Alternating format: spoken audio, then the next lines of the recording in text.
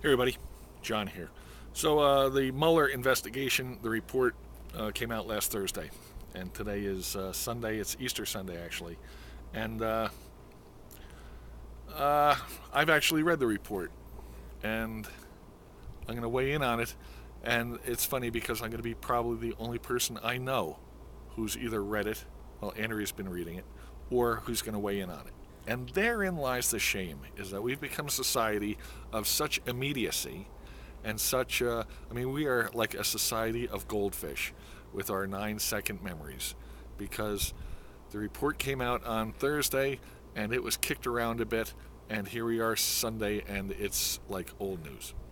And speaking about news, I think that's part of it. I think the problem is that because we don't all share the same news sources or the same limited number of news sources, meaning if you don't like Harry Reasoner, then you've got Walter Cronkite, and so on.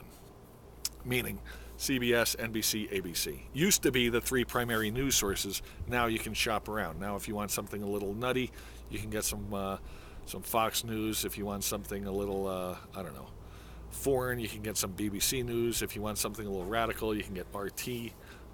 It's all out there, whatever. Anyway, so getting back to what I was saying. So the problem is that because people aren't reading the report for themselves and are relying on their news source to interpret that for them, that basically they have diminished the value and essentially the cost of the Mueller report. Because I'm not going to read it, but if Joe Blow on Fox News says it's all bullshit, then I'll take their word for it, and I guess it's bullshit.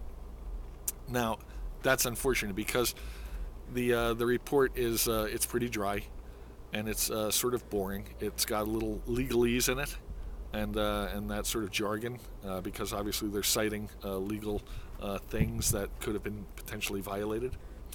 The other thing, though, is that it reads like a novel that's not going anywhere, and that's because part of the investigation involved taking depositions from people, and so you have whole paragraphs of Joe Blow walked down the hall and made a left and picked up the phone, at which time he then called Secretary Flynn and said X. This kind of stuff. And like I said, it's sort of reads like a boring novel that doesn't go anywhere. On the surface. Below the surface, though, if you read it, you'll see signs of what I would call scumbaggery. Let's leave it at that. I coined that phrase just now by myself. Trump got confefe, I got scumbaggery. Anyway, and I say that because, okay, yeah, so the Fox types are all up in arms about Trump being exonerated and no collusion and all this kind of crap, and sort of sticking their fingers in your face and what have you. Fair enough. That's their civil right to voice their opinion that way. But the fact of the matter is that there is enough there under the surface that it sort of points to something. And by that I mean, if you call home and say, I'm working late tonight, and you come home at 3 in the morning, and you have alcohol on your breath and lipstick on your collar, and your hair is messed up, and you don't have your underwear on, and you have a woman's underwear in your pocket, can your wife say, were you cheating on me? Sure, she can say that.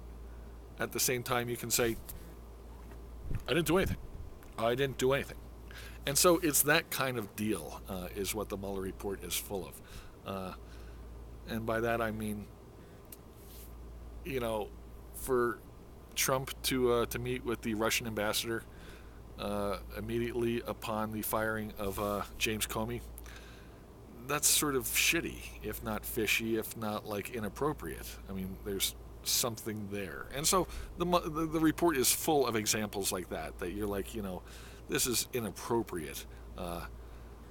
Is it illegal? I don't know. I'm not a lawyer. This kind of stuff. So, which is unfortunate. And the other thing I would say is that,